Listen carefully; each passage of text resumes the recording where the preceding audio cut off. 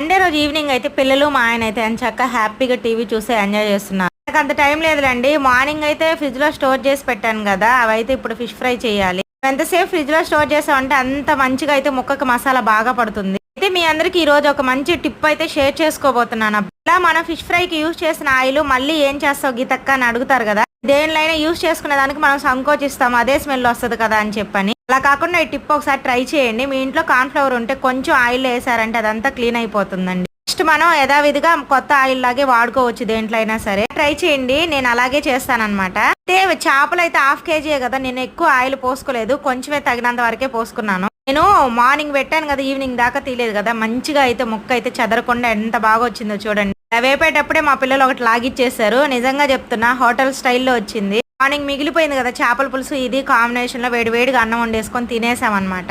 నాకైతే పప్పులో చేపల ఫ్రై అయితే చాలా బాగుంటుందండి. మీరు ఏ విధంగా తింటారో కామెంట్ చేయండి. వీడియో నచ్చితే లైక్ చేయండి, మన ఛానల్ సబ్స్క్రైబ్ చేసుకోండి. ఉంటా, బాయ్ బాయ్. థ్యాంక్ యూ అండి.